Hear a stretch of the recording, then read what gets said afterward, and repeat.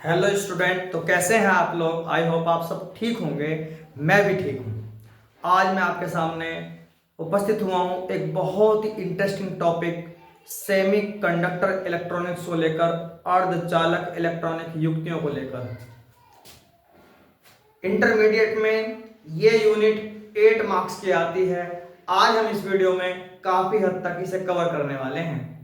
ये video Hindi medium और English medium दोनों प्रकार के स्टूडेंट्स के लिए बहुत ही अच्छी होने वाली है। देखिए, पहले 1948 में लगभग ट्रांजिस्टर की खोज हुई। ट्रांजिस्टर की खोज से पहले बड़ा ही मुश्किल था आपका टीवी बनाना, वीसीआर जैसी बड़ी डिवाइस बनाना। इनमें पीछे कांच की एक ट्यूब लगी होती थी जो बड़ा मुश्किल होता था। टीवी बड़े बड़े होते थे, कांच की ट्यूब लगी हुई होती थी, इनसे बहुत मुश्किल होती थी। इन्हें ट्रायोड वाल्व या डायोड वाल्व कहते थे। ट्रांजिस्टर की खोज से पहले आप निर्वातित नली वैक्यूम ट्यूब का यूज करते थे। जो टीवी में पीछे कांच की होती थी उसे वैक्यूम नलिकाएं या निर्वातित नलिकाएं कहते थे। इन्हें ट्रायोड वाल्व और डायोड वाल्व के नाम से जानते थे। इनका रखरखाव बड़ा मुश्किल था, इन्हें चलाने में बड़े परेशानी होती थी। 100-200 वोल्टेज ये लेती थी। टीवी को बड़ा संभालना पड़ता था। आज मोबाइल में टीवी है, गिर जाए तो ही फर्क नहीं पड़ता। ट्रांजिस्टर बहुत छोटा होता है, टीवी में ट्रायोड वाल्व कितना बड़ा होता था। देखिए, आज हम बात करेंगे, इंट्रोडक्शन कराएंगे इससे होती क्या थी। ट्रांजिस्टर की खोज लगभग 1948 में हुई। इससे पहले इलेक्ट्रॉनिक डिवाइस निर्वात नलिकाएं, vacuum tube, triode valve, diode valve आदि होते थे। निर्वात नलिकाएं आकार में बड़ी होती थी तथा इससे संचालन में विद्युत शक्ति का अधिक उपयोग होता था। ये चलाने के लिए लगभग 100 वोल्ट की आवश्यकता होती थी। इनका जीवन काल और विश्वसनीयता बहुत कम होती थी, यानी टूटने का बहुत भय रहता था। कांच की बनी हुई होती थी।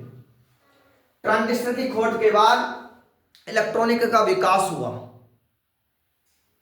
इलेक्ट्रॉनिक इतनी ज्यादा बढ़ी कि आज निर्वात नलिकाएं यानी कांच के ट्यूब वाले टीवी आज मुख्य उपयोग में नहीं है, यानी इन्हें कोई यूज करता ही नहीं है। सब ने अपने घर से बाहर निकाल दिए। इनकी जगह LED TV, LCD TV, mobile आदि आ गए हैं। सेमीकंडक्टर अधिक विश्वसनीय होते हैं, ये कम खर्चीले, टिकाऊ और इनका जीवन काल अधिक होता है। जैसे मोबाइल गिर जाता है कोई प्रॉब्लम नहीं, टीवी के बराबर मोबाइल होता है, गिर जाता टूट जाया करता। इसलिए सेमीकंडक्टर डिवाइस के आने से बहुत बड़ी क्रांति हुई। अब हम सेमीकंडक्टर इलेक्ट्रॉनिक के बारे में ध्यान से पढ़ेंगे। ये बोर्ड में 8 नंबर का आने वाला टॉपिक है।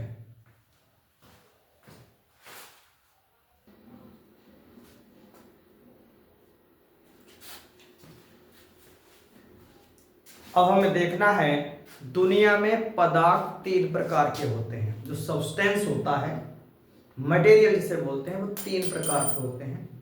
इलेक्ट्रिक कंडक्टिविटी, विद्युत चालन के आधार पर पदार्थों को 3 भागों में बांटा गया है। पहला चालक कंडक्टर पदार्थ, दूसरा अर्धचालक सेमीकंडक्टर पदार्थ, तीसरा अचालक इंसुलेटर पदार्थ, इंसुलेटर जिनमें करंट फ्लो नहीं होता है। अब चालक क्या होते हैं? वे पदार्थ, चालक वे पदार्थ जिनमें विद्युत चालन आसानी से हो जाता है, जिनकी चालकता बहुत अधिक होती है, जिनके भीतर विद्युत क्षेत्र स्थापित करने पर वैद्युत धारा उनमें बहने लगती है, यानी जिसमें इलेक्ट्रिक करंट आसानी से फ्लो हो जाता है, वो चालक पदार्थ कहलाते हैं। जिनमें विद्युत धारा सुगमता से फ्लो हो जाती है। दूसरा, इनकी चालकता 6 से 10⁸ ओम इनवर्स मीटर इनवर्स होती है। इनकी प्रतिरोधकता रेसिस्टिविटी 10⁻⁻6 से 10⁻⁻8 ओम मीटर तक होती है। यानी इनके एग्जाम्पल सोडियम, मैग्नीशियम, चांदी, सोना, प्लेटिनम, लोहा, निकेल, कोबाल्ट और कॉपर, एल्यूमिनियम आदि जितने भी धातु हैं वो लगभग सारे चालक होते हैं। धातुओं को चालक पदार्थ कहते हैं। सामान्य ताप पर, लगभग कमरे के ताप 300 डिग्री केल्विन पर, इनमें प्रति मीटर क्यूब 10⁻28 मुक्त इलेक्ट्रॉन होते हैं, यानी इलेक्ट्रॉनों की संख्या इनमें बहुत ज्यादा होती है, तो ये चालक कहलाते हैं। दूसरा होता है अचालक, वे पदार्थ जिनमें विद्युत धारा फ्लो ही नहीं होती है, विद्युत धारा बहती ही नहीं है, इनमें विद्युत क्षेत्र लगाने पर भी विद्युत धारा प्रवाहित नहीं होती।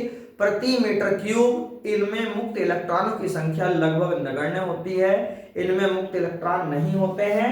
इनकी चालकता बहुत अधिक 10⁻⁻24 से 10⁻⁻10 ओम इनवर्स मीटर इनवर्स होती है। इनकी प्रतिरोधकता बहुत अधिक होती है, यानी करंट को रोकने की क्षमता इनकी बहुत अधिक होती है, इनसे होकर करंट फ्लो होता ही नहीं है। जैसे क्वार्टज, माइका, कांच, कागज, लकड़ी आदि। लकड़ी है, लकड़ी में करंट फ्लो होता नहीं है, कांच में भी करंट फ्लो नहीं होता, प्लास्टिक में नहीं होता है। ये सारे के सारे पदार्थ अचालक कहलाते हैं, इनमें मुक्त इलेक्ट्रॉन नहीं होते हैं। मुक्त इलेक्ट्रॉन के कारण चालकता होती है, विद्युत धारा प्रवाहित होती है, वो इसमें होते नहीं है, तो ये किसी प्रकार से भी विद्युत धारा को प्रवाहित नहीं करते हैं, ये अचालक कहलाते हैं। अब बात आती है आपके अर्धचालकों की।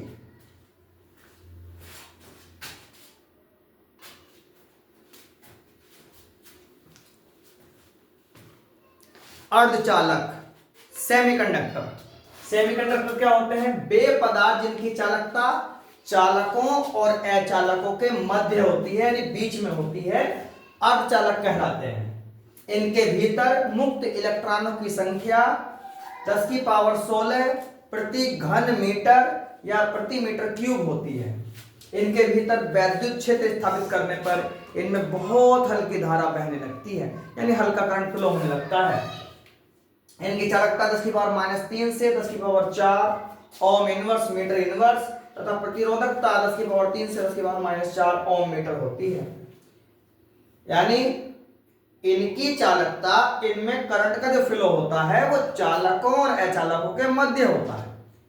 इंसान इसी श्रेणी में आता है, हम लोग इसी श्रेणी में आते हैं, कभी तो हमें करंट लग जाता है, कभी करंट नहीं लगता है।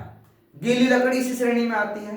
मुख्यतः कार्बनिक और अकार्बनिक दो भागों में इन्हें बांटा गया है।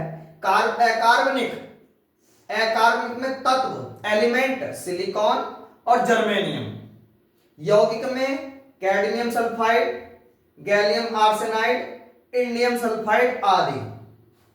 कार्बनिक में एंथ्रासिन, पॉलीपाइरोल, पॉलीएनिलीन, पॉलीथायोफिन आदि होते हैं। देखिए सन 1990 से पहले अकार्बनिक डिवाइस का ही उपयोग होता था, यानी जर्मेनियम सिलिकॉन का ही उपयोग होता था। सन 1990 के बाद कार्बनिक पदार्थों यानी केमिकल जैसे एंथ्रासिन, पॉलीपाइरोल, पॉलीएनिलीन, पॉलीथायोफिन आदि का उपयोग होने लगा। इससे डिवाइसें और सस्ती हो गई। पहले मोबाइल बहुत महंगे थे, जब नया नया मोबाइल आया था सन 2005 के 6 के आसपास, और जब ये मल्टीमीडिया मोबाइल आया पहले बहुत महंगा था, आज हर हाथ में मोबाइल है। क्यों? आजकल ये सब आपका कार्बनिक यानी कंपाउंड से बनने लगा, सब एनालिसिस केमिकल से बनने लगा है। तो आपने तीन प्रकार के प्रकार पढ़े। तीन प्रकार के पदार्थ होते हैं चालक, जिनमें वैद्युत धारा आसानी से फ्लो हो जाती है। प्रति घन क्यूब में 10⁻28 मुक्त इलेक्ट्रॉन होते हैं। दूसरा अचालक, इसमें विद्युत धारा बहती नहीं है और इनमें मुक्त इलेक्ट्रॉन नगण्य होते हैं। तीसरा आपने पढ़ा सबसे मुख्य अर्धचालक, ऐसे पदार्थ जिनकी चालकता चालकों और अचालकों के मध्य होती है, यानी इनमें कभी कभी करंट फ्लो होता है, कभी नहीं भी होता है। सामान्य ताप पर 0 डिग्री केल्विन पर ये अचालक ही होते हैं। मैंने आपको उनके उदाहरण बताए, अब हम इसके बारे में आगे पढ़ेंगे।